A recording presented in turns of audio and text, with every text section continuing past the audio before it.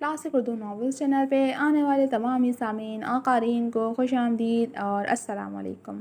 امید ہے آپ سب ٹھیک ٹھاک ہوں گے، خیر خیریت سے ہوں گے اور ہمارے چینل پہ آن گوئنگ ناولز کی ایپیسوڈ کا شدت سے ویٹ کر رہے ہوں گے۔ تو جناب آپ کا انتظار ہو جاتا ہے ختم اور میں لے آئی ہوں آپ کے لیے ناول تغافل الجانہ کی ایپیسوڈ نمبر 4۔ تو چلیں پڑھتے ہیں ناول کی ایپیسوڈ کی طرف۔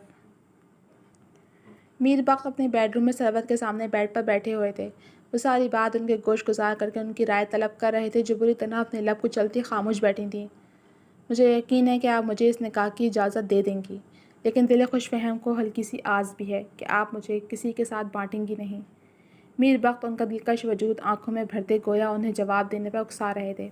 سربت نے نظر اٹھا کر ان کے خوبرو چہرے کی جانب دیکھا تھا۔ وہ انہیں اب تک کوئی خوشی نہیں دے سکی تھیں، اب اگر خوشی انہیں میسر ہو رہی تھی تو وہ کیوں رکاوٹ بنتی؟ ان کا ساتھ پا کر وہ ادھورے تھے، شاید منور کا ساتھ پا کر وہ مکمل ہو جاتے۔ بس یہی بات سوچ کر سربت نے انہیں دوسرے نکاح کی اجازت دے ڈالی تھی، جس کے جواب میں میر بخت نے انہیں جلتی نظروں سے دیکھا تھا۔ آپ بہت ظالم ہیں سربت، اور اس سے بھی ظالم وہ محبت ہے جو میرے دل میں کبھی آپ کے لیے کم نہیں ہو پائی۔ کاش آج آپ مجھ پر حق جما دیتی تو میر بخت سلطان آپ کے در کا فقیر بن جاتا، لیکن آپ نے مجھ پر ایک نظر کرم تک نہیں ڈالی۔ اتنے برسوں بعد ان کے منہ سے شکوہ بلند ہوا تو وہ دبے دبے انداز سے سسک اٹھیں۔ میری محبت نے آپ کو دیا ہی کیا ہے میر بخت؟ زندگی کی خوشیوں پر آپ کا بھی تو حق بنتا ہے نا۔ پلیز آپ منور سے نکاح کر لیں۔ آپ نکاح کر لیں گے تو میں کھل کر سانس لے سکوں گی، شاید اسی طرح میں اپنے گرد سے نجات پا لوں۔ پلیز میرے لیے نکاح کر لیں۔ ان کے دونوں ہاتھوں کو تھامے وہ ان پر اپنا ماتھا ٹکائے شدت سے رو پڑیں تو میر بخت نے کرب زدہ انداز میں اپنی آنکھیں میچ لی تھیں۔ آپ نے مجھ سے بہت بڑی چیز مانگ لی ہے سربت۔ ان کا لہجہ بھیگا شکوہ کنا تھا۔ آپ کی محبت بہت وسیع ہے میر بخت، اور مجھے یقین ہے کہ آپ مجھے خالی ہاتھ نہیں لوٹائیں گے۔ چہرہ اٹھائے ان کے وجہ چہرے کی جانب دیکھ کر کہتے جس پر کرب نے ڈیرے ڈال لیے تھے۔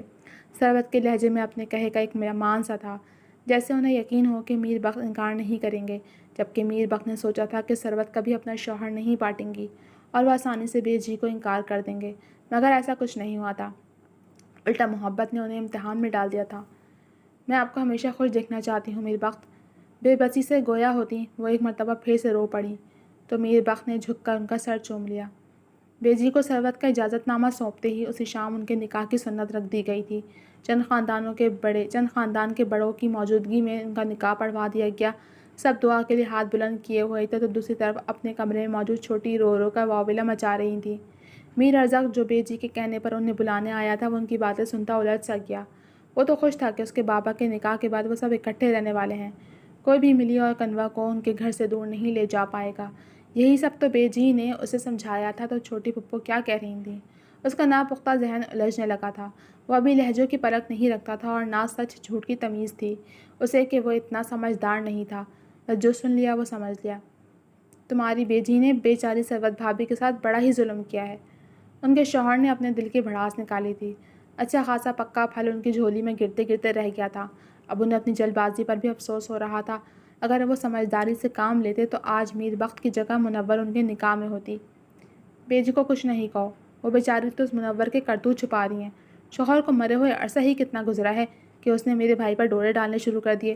آپ نے مجھے کتنا اشاروں میں سمجھانا چاہا کہ اپنی کزن کو یہاں سے بلوا لو، ہم ان کا نکاح کرا دیں گے، لیکن میں کمعقل آپ کی بات سمجھ ہی نہیں سکی، اور یہ ایک طرح سے اچھا ہی ہوا، ورنہ بھائی صاحب کی جگہ آج آپ بیٹھے ہوتے۔ ہائے میری معصوم بھابھی کے حق پر منور نے ڈاکہ مار لیا۔ وہ تو سدا کی سیدھی عورت ہیں، چالاکیاں نہیں آتی انہیں۔ اللہ میاں کی گائیں ہیں، بس اسی چیز کا فائدہ اٹھایا اس چڑیل نے۔ میرا بھائی قبر میں تڑپ رہا ہوگا، اللہ پوچھے تم سے منور۔ وہ جو منہ میں آ رہا تھا بول رہی تھی، یہ جانے بغیر کہ کسی کا ناپختہ ذہن ان کی کہی باتوں پر ایمان لا رہا ہے۔ آخر وہ اس کی پھپھو تھیں، وہ کیسے ان کی باتوں پر یقین نہیں کرتا۔ اس نے جو سنا اس کو سچ مان کر گویا ایمان لے آیا۔ اس نے ضبط سے اپنی مٹھیاں بھینچیں اور دوڑتا ہوا اپنے کمرے کی جانب بھاگ نکلا۔ کمرے میں آ کر وہ بیڈ پر اوندھے منہ گرتا اپنی ماں کی تکلیف پر رو پڑا تھا۔ اسے سب لوگ اپنی ماں کے دشمن لگ رہے تھے۔ اس کے بابا صاحب جو اس کے آئیڈیل تھے وہ ان سے متنفر ہو چکا تھا۔ منور جس نے ایک عمر اسے اتنا پیار دیا، اس کے ناز نخرے اٹھائے، ان کے لیے بھی اس کے دل میں کدورت پیدا ہو گئی تھی۔ وہ انہیں اب وہ عورت سمجھ رہا تھا جس نے اس کی معصوم ماں کا حق مارا تھا۔ بے جی بھی اسے ظالم و سفاک لگ رہی تھیں، غرض وہ سب ہی سے جیسے دل ہی دل میں نفرت کرنے لگا تھا۔ اب نہ جانے یہ نفرت اور کدورت کہاں جا کر تھمنی تھی۔ السلام علیکم۔ ارے آپ مجھے لینے آئے ہیں؟ پیپر دے کر باہر آتی کنوا گاڑی کے ساتھ ٹیک لگائے کھڑے میر ارزق کو دیکھ خوشی سے چہکی تھی۔ بلیک پینٹ کوٹ پر بلیک گوگلز لگائے، خوشبو میں بسا وہ ہینڈسم اینگری مین ہر ایک کی نگاہوں کا مرکز بنا ہوا تھا۔ وعلیکم السلام۔ دراصل ماں جی کی کال آ گئی تھی، انہوں نے کہا کہ میں تمہیں پک کر لوں، آج تمہارا لاسٹ پیپر تھا۔ اس کے دمکتے چہرے کو دیکھ وہ نرم گوئی سے مستفسر ہوا اور اس کا بیگ لے کر گاڑی کی پچھلی سیٹ پر ڈال دیا۔ آؤ چلیں۔ اس کے لیے فرنٹ ڈور اوپن کیے وہ اسے منتظر نظروں سے دیکھنے لگا تو وہ سب لڑکیوں پر ایک مسکراتی نظر ڈالتی مزے سے فارچونر میں ایک شان سے بیٹھ چکی تھی۔ اس کا اتراتا انداز بالکل بچوں والا تھا، جسے دیکھ میر ارزق سر جھٹکتا مسکرا دیا تو وہاں موجود لڑکیوں نے صدا پر دل تھام لیے تھے۔ وہ گاڑی کا ڈور بند کر کے اس کی جانب گھوم کر آیا تھا۔ تم لیٹ کیوں ہو گئی؟ پیپر تو کافی دیر پہلے ختم ہو گیا تھا نا؟ وہ خود بھی گاڑی میں بیٹھتا گاڑی سٹارٹ کر کے سڑک پر ڈال چکا تھا۔ انداز بالکل بڑے بھائیوں کی فکر والا تھا۔ قنوہ کو اس کا یہ انداز بلا شبہ بہت اچھا لگ رہا تھا۔ بحیثیت ایک بھائی اس نے ارزق کو بہت مس کیا تھا۔ دراصل آج لاسٹ ڈے تھا نا، ایسے میں کلاس فیلوز کو آپس میں اب کہاں ملنا تھا، تو سب نے ہی کہا کہ پارٹی کر لیتے ہیں۔ میں نے منع بھی کیا لیکن میری دوست نے مجھے بھی زبردستی اس پارٹی میں شامل کر لیا۔ وہ اپنے سادگی بھرے انداز میں بولتی بلا کہ کیوٹ لگ رہی تھی۔ وہ بچپن ہی سے کیوٹ تھی۔ ارزق اکثر اس کے گال پکڑ کے کھینچ لیتا تھا اور جب وہ روتی تو اسے میر وقت سے ڈانٹ پڑتی تھی۔ اچھی بات ہے کہ تم نے انجوائے کیا، یہ خوبصورت دن واقعی لوٹ کر نہیں آتے۔ ایک جگہ گاڑی کی رفتار دھیمی کرتے ہوئے اس کی جانب دیکھ دھیمے سے مسکرایا تھا۔ یہ ہم کہاں آ گئے؟ گاڑی پارک ہوتے دیکھ وہ حیران ہوئی تھی۔ اپنی کیوٹ سی بہن کو آئس کریم کھلانے لایا ہوں۔ میر ارزق نے اس کا گلابی گال کھینچا تو وہ برا منائے بغیر دلکشی سے مسکراتی تھی۔ وہ اسے لیے اندر چلا آیا اور اس کی پسند کا فلیور آرڈر کیا اور اپنے لیے کولڈ کافی۔ آپ کو میری پسند بھولی نہیں؟ وہ مزید خوش ہوئی تھی۔ اس کا معصوم ملائی چہرہ اس خوشی کے سبب جگمگا رہا تھا۔ ارے یار، 5 سال گھر سے دور رہا ہوں، 5 صدیاں نہیں۔ اس کے مصنوعی آنکھیں دکھانے پر وہ ایک دم ہی کھلکھلائی تو اس کی دلکش کھلکھلاہٹ کی آواز کچھ دور موجود ملک ابان کی سماعت میں بھی اتری تھی۔ بے ساختہ اس نے گردن پھیری تو اس کی نظریں سیدھا ان دونوں پر جا کر ٹھہری تھیں۔ ملک ابان کو حیرانگی ہوئی تھی کہ کنوا کو یوں دیکھ کر۔ وہ کسی سے گھلتی ملتی نہیں تھی، اس نے اسے اپنے گھر والوں تک سے زیادہ بات کرتے نہیں دیکھا تھا، جبکہ وہ ارزق کے ساتھ نہ صرف خوش تھی بلکہ کھلکھلا رہی تھی۔ نہ جانے کیوں مگر اس منظر کو دیکھتے اس کی آنکھوں میں ناگواریت اتر آئی تھی۔ یار یہ لڑکی تو بڑی پیاری ہے۔ ملک ابان اپنے کزن کے ساتھ وہاں آیا ہوا تھا جب اس کے کزن سلمان نے یہ بکواس کرتے گویا اس کا خون کھولا دیا تھا۔ اگر تو میرا چچا زاد نہیں ہوتا نا تو اس بکواس سے میں تیری جان لے لیتا۔ آنکھیں ہٹاؤ سارے اس پر سے، وہ ملیحہ کی بہن ہی نہیں میری کزن بھی ہے۔ اس کے دبے دبے انداز سے قرآن پر اس کے تینوں کزن سنبھل کر بیٹھے تھے، جبکہ جس نے یہ بکواس کی تھی اس نے بھی جھٹ سے سوری بولا تھا۔ ملک ابان کی رگیں تنی ہوئی تھیں جبکہ چہرے کے عضلات ایک دم کھنچ گئے تھے۔ وہ شدید غصے کو کنٹرول کرتے ایک دم سے اپنی سیٹ سے اٹھا تو ان تینوں نے ایک دوسرے کو پریشان نظروں سے دیکھا۔ کیا ضرورت تھی بکواس کرنے کی؟ اب اس کا غصہ جلدی نہیں اترنے والا۔ دوسرے کزن نے پہلے والے کزن کو لتاڑا تھا۔ وہ اس کے ددیالی کزن تھے جو شادی میں شرکت کرنے آئے ہوئے تھے۔ کیسی ہو کنوا؟ وہ سیدھا ان دونوں کی ٹیبل کے پاس رکتا فقط کنوا سے مخاطب تھا، جبکہ ملک ابان کو دیکھ اس نے آہستگی سے اسے سلام کیا۔ میں ٹھیک ہوں ابان بھائی۔ کچھ دیر پہلے تک جو اس کے چہرے پر ایک چمک سی تھی وہ اب مفقود ہو چکی تھی۔ یہ بات ملک ابان کو مزید غصہ دلا رہی تھی لیکن وہ بظاہر خود کو پرسکون رکھے ہوئے تھا۔ آج تمہارا آخری پیپر تھا نا، شاید اسی خوشی میں تم آئس کریم کھا رہی ہو۔ وہ اب بھی میر ارزق کو اگنور کر رہا تھا۔ اس کے اگنور کرنے پر ارزق کو کوئی فرق نہیں پڑ رہا تھا لیکن کنوا کو یہ بات اچھی نہیں لگی اور اس نے اس بات کا اظہار بھی کر ڈالا۔ ارزق بھائی بھی اس ٹیبل پر موجود ہیں، آپ ان کا بھی حال لے لیجیے۔ اس کا سنجیدگی بھرا جتاتا انداز ملک ابان کو جبڑے بھیجنے پر مجبور کر گیا، مگر جب وہ بولا تو لہجہ سنجیدہ تھا۔ کیسے ہو ارزق؟ اس نے بمشکل چہرے پر مسکراہٹ لائی تھی۔ ہمیشہ کی طرح بہت اچھا ہوں، تم سناؤ انجوائے کیا جا رہا ہے؟ لیکن یار تمہارے ددیالی کزن ایک بھی ڈھنگ کے نہیں، لڑکیوں کو ایسے دیکھ رہے ہیں جیسے پہلی مرتبہ دیکھا ہو۔ امریکہ میں لڑکیاں ناپید ہو گئی ہیں کیا؟ وہ بھگو کر مار رہا تھا کیونکہ وہ دیکھ چکا تھا انہیں یہیں دیکھتے ہوئے اور اس نے ملک ابان کا غصہ ہونا بھی دیکھا تھا۔ لیکن کیا کرتا، ملک ابان ہمیشہ اس سے جیلس ہوتا تھا تو اس کا بھی فرض بن گیا تھا اسے مزید جلانے کا۔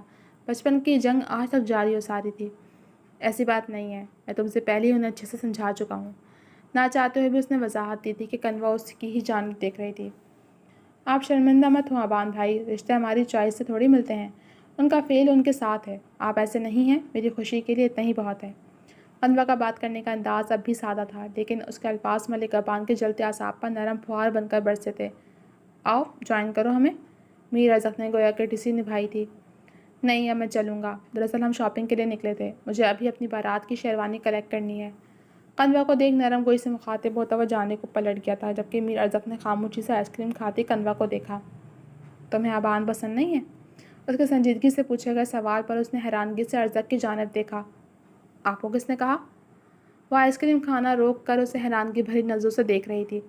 تمہارے رویے نے؟ اس نے جھٹ صاف گوئی سے کہہ ڈالا تو وہ اس کی بات سمجھتی دھیما سا مسکرائی۔ آپ نے شاید نوٹ نہیں کیا کہ میں سب کے ساتھ گھلتی ملتی نہیں ہوں، مجھے اکیلا رہنا پسند ہے۔ اس مرتبہ وہ سنجیدہ تھی۔ مگر میرے ساتھ تو تم ایک دم گھل مل گئی ہو، چہکتی بلبل کی مانند، شرارت بھری سنجیدگی سے کہتے اس نے ہاتھ بڑھا کر اس کی ناک کھینچی تھی۔ آپ میرے بھائی ہیں، ایک بھائی کا تحفظ بھرا احساس ہو تو ایک بہن اتنا ہی خوش ہوتی ہے جتنا میں ہو رہی ہوں۔ وہ اپنے معصومیت بھرے انداز میں گویا ہوتی میر ارزق کو گویا بت بنا گئی تھی۔ بابا صاحب بہت پیار کرتے ہیں ہمیں، لیکن مجھے ہمیشہ ایک بھائی کی کمی محسوس ہوتی رہی ہے۔ آپ کے جانے کے بعد حالانکہ آپ زیادہ بات نہیں کرتے تھے، لیکن یہ احساس تقویت دیتا تھا کہ میرا بھائی میرے پاس موجود ہے۔ اب یہی دیکھ لیں کہ کس طرح ایک بھائی مجھے آئس کریم کھلانے لایا ہے، لیکن بابا صاحب ایسا نہیں کر سکتے، کیونکہ بھائی کی کمی بھائی پوری کر سکتا ہے۔ وہ کتنی گہری بات کہہ گئی تھی کہ وہ کتنے ہی لمحوں تک کچھ بول نہیں پایا تھا۔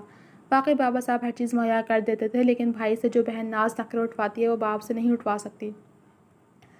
بڑی ہو کر تو تم اسکالر بنو گی، وہ واپس اپنی جون میں آ کر اسے چھیڑتے ہوئے بولا تھا۔ لو، اور کتنی بڑی ہوں گی میں؟ اتنی بڑی تو ہو گئی۔ جواباً وہ بھی مزاحیہ انداز میں باقاعدہ اٹھ کر کھڑی ہوتی اسے دیکھ آ رہی تھی، جبکہ گاڑی میں بیٹھتے ملکہ بانو نے شیشے کے پار سے یہ منظر دیکھا اور ماتھے پر غصے کی تیوری لیے تیزی سے وہاں سے اپنی گاڑی نکال لے گیا تھا۔ سلطان مینشن میں صبح سویرے سے ہی گویا ایک افراتفری مچی ہوئی تھی۔ ملیحہ کی مائیوں کی تقریب تھی، ویڈنگ پلانز، لان کے پورے حصے کی سجاوٹ میں مصروف تھا۔ میر بخش سلطان کہہ چکے تھے کہ فنکشن وقت پر شروع ہو کر وقت پر ہی ختم ہوگا، جب یہ سب اپنی تیاریوں میں لگے ہوئے تھے۔ پارلر سے 2 لڑکیاں ہائر کی گئی تھیں۔ ملیحہ نے پارلر والی سے ریڈی ہونے سے منع کر دیا تھا، وہ مائیوں میں نیچرل لک رکھنا چاہتی تھی، سو وہ کمرے میں خود تیار ہو رہی تھی۔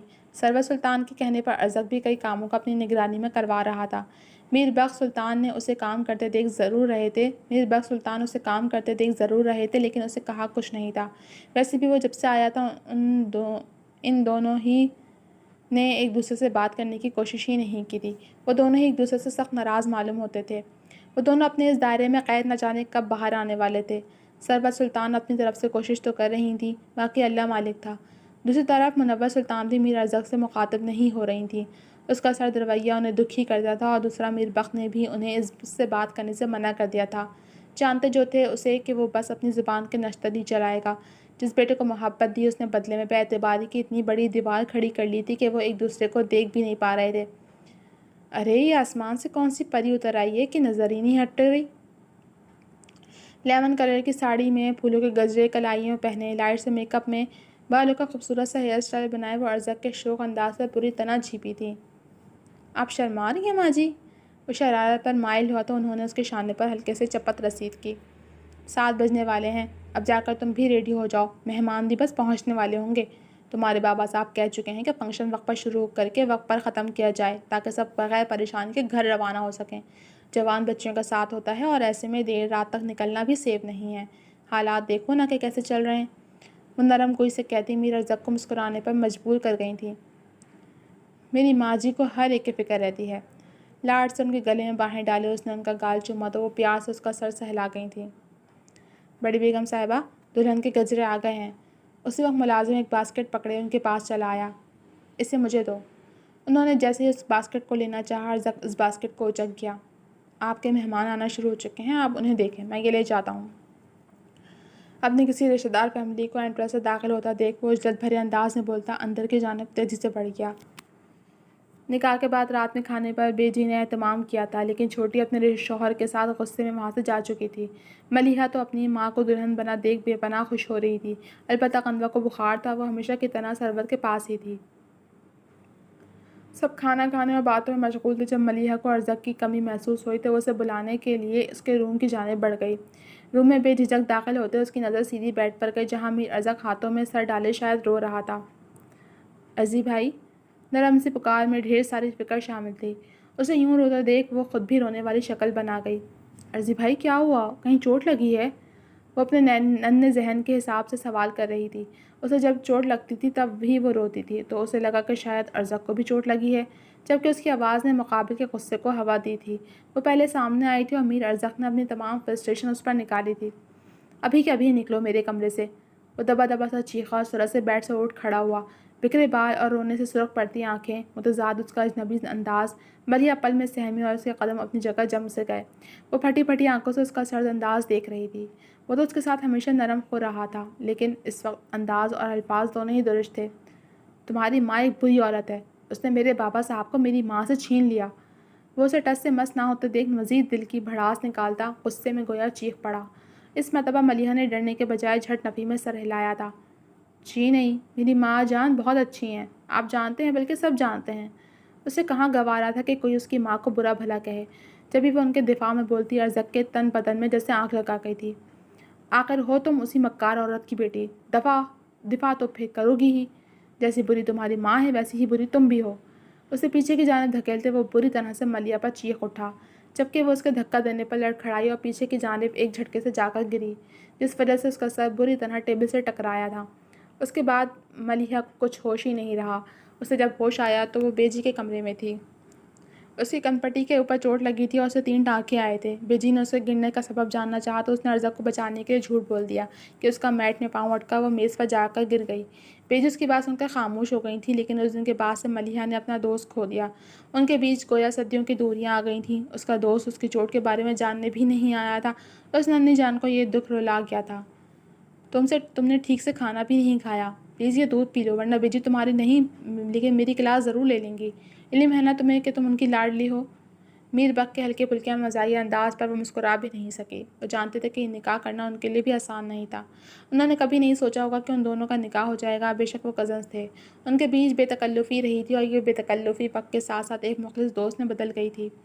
اپنے ہر مسئلے کا حل انہیں میر بک کے نکال کر دیتے تھے۔ وہ ان کے اچھے دوست ضرور تھے، اور ان کے کڑے وقت میں بھی وہ ساتھ کھڑے رہے تھے، لیکن نکاح کا تصور واقعی منور سلطان کے ذہن میں دور دور تک نہیں تھا۔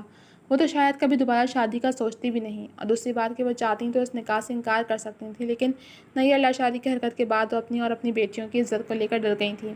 انہیں اپنی بچیوں کے لیے مضبوط صاحبان کی ضرورت تھی۔ اگر وہ کسی غیر مرد سے شادی کرتی تو وہ ان کا شوہر تو ہوتا، لیکن ان کی بچیوں کا باپ نہیں۔ انہیں تو تحفظ مل جاتا، لیکن بیٹیوں کا کیا ہوتا؟ یہی سب باتیں سربت سلطان نے انہیں سمجھائی تھیں۔ ان دونوں کے راضی ہونے میں سربت سلطان کا ہی ہاتھ تھا، ورنہ منور کبھی میر بخش سے نکاح کی حامی نہیں بھرتی۔ مگر نکاح کے بعد سے وہ کافی چپ چپ سی تھیں۔ وہ نروس بھی تھیں اور اپنی بچیوں کو لے کر پریشان بھی۔ میر بخش ان کی پریشانی بھانپ چکے تھے۔ قنوہ اور میری کے لیے پریشان مت ہو، میری اب بالکل ٹھیک ہے، بیجی کے پاس سو رہی ہے، اور قنوہ کا بخار بھی اتر گیا ہے۔ میں بھی دونوں کو دیکھ کر آ رہا ہوں، دونوں ہی مزے سے سو رہی ہیں۔ ان کے قریب بیٹھ کر انہوں نے منور سلطان کے ہاتھ میں دودھ کا گلاس پکڑایا تو وہ انہیں نم نظروں سے دیکھ کر رہ گئیں۔ سفید شلوار قمیص پر کالی شال کندھوں پر پھیلائے ہلکی پھلکی شیپ کے ساتھ وہ بلا کے پرکشش لگ رہے تھے۔ خاص طور ان کی شہد رنگ آنکھوں میں امٹتے تقاضوں کو بھانپ کر وہ گھبراتے ہوئے دودھ کا گلاس لبوں سے لگا گئی تھیں۔ گلابی لباس میں ہلکی پھلکی تیاری کے ساتھ جو سربت نے زبردستی ان سے کروائی تھی، وہ بلا کی حسین لگ رہی تھی۔ بے شک وہ مرد تھے اور سامنے بیٹھی عورت پر مکمل حق رکھتے تھے، جبھی وہ ہچکچائے بغیر گویا ہوئے۔ ملیحہ اور قنوہ پہلے بھی میری ہی ذمہ داری تھیں، اور اب تو وہ دونوں میری ذمہ داری ہی نہیں، میری بیٹیاں بھی بن چکی ہیں۔ ملیحہ مجھے پہلے بھی بہت عزیز تھی، میں نے ہمیشہ ارزق کے لیے ملیحہ کو سوچا ہے، اور رہی قنوہ تو اس کے لیے بھی میں کوئی بہترین انسان چنوں گا۔ تمہیں ارزق پسند ہے نا ملی کے لیے؟ وہ نارمل گفتگو کرتے شاید انہیں پرسکون کر رہے تھے، ورنہ انہیں کانپتا محسوس کرتے وہ کچھ پریشان سے ہوئے تھے، جبکہ ان کی باتوں کا اثر ہی تھا کہ وہ پل میں نارمل ہوئی تھیں۔ اس بات میں میری اور آپ کی سوچ ایک جیسی ہے، میں نے بھی ہمیشہ میری کے ساتھ ارضی کو سوچا ہے۔ وہ دونوں ساتھ لگتے ہی اتنے پیارے ہیں، وہ دونوں جب بڑے ہو جائیں گے تو ہم ان کی شادی دھوم دھام سے کریں گے۔ وہ ایک دم پرجوش ہوئیں تو میر بک خوبصورتی سے مسکرا دیے۔ اب وہ سوچ رہے تھے کہ نکاح کا فیصلہ ان کا ٹھیک ہی تھا۔ پہلے وہ یہ نکاح ماں کی رضا کے لیے کر رہے تھے، لیکن اس وقت ان کا دل قدرتی طور پر منور کی جانب مائل ہوا تھا۔ شاید نکاح کے بولوں کا اثر تھا۔ ان دونوں کا ایک عمر کا ساتھ تھا، لیکن ان کے دل میں کبھی منور کو لے کر کوئی خیال تک نہیں گزرا تھا۔ ان کے لیے وہ ان کی کزن اور بس دوست تھیں، مگر اس نکاح کے بعد کافی کچھ بدل گیا تھا۔ سربت میری محبوب بیوی ہے، اور اسی طرح تم میری بیوی کم دوست زیادہ ہو، میری ہمراز اور میری مخلص سی دوست، جو اب میرے نکاح میں بھی ہے۔ میں سربت سے بے پناہ عشق کرتا ہوں، جس کی گواہ تم بھی ہو، لیکن جس طرح میں نے سربت کو عزت اور محبت دی ہے، بالکل اسی طرح اور وہی عزت اور محبت میں تمہیں بھی دینا چاہتا ہوں۔ کیا تم میرا ساتھ دل سے قبول کرتی ہو؟ میں ساری زندگی پابند رہوں گا کہ تمہارا بچیوں کا خیال خود سے بڑھ کر رکھوں گا۔ مجھے بس تمہارا ساتھ درکار ہوگا۔ میں چاہوں گا کہ ہم جیسے پہلے رہتے تھے مل جل کر اس ساری تبدیلی کو قبول کرتے اب بھی ہم ویسے ہی رہیں، مگر کسی تکرار کے بغیر۔ بولو کرو گی اتنا؟ ہمیشہ میری دوست بن کر رہو گی؟ میرا ساتھ دو گی؟ ان کے ہاتھ سے خالی ہوا دودھ کا گلاس لے کر ایک طرف رکھتے میر بخش اپنا ہاتھ ان کے سامنے پھیلا گئے، جبکہ وہ گم سی بیٹھی ہوئی ان کے وجیح چہرے کو دیکھ رہی تھیں۔ کزن اور دوست تو تھے ہی، لیکن اب ان کے سر کے سائیں بھی تھے۔ وہ ایک عورت تھیں جس کی خمیر میں اطاعت اور نرمی گھلی ہوئی تھی۔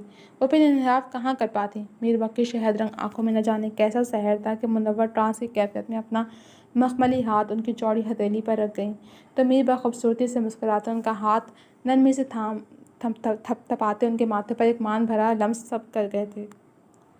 جی تو جناب، اب تک کے صرف اتنا ہی۔ کیسی لگی آپ کو یہ ایپیسوڈ؟ کمنٹ سیکشن میں اپنی رائے کا اظہار ضرور کیجیے گا۔ چل ملوں گی اگلے ایپیسوڈ کے ساتھ، تب تک کی اجازت دیجیے۔ اللہ حافظ۔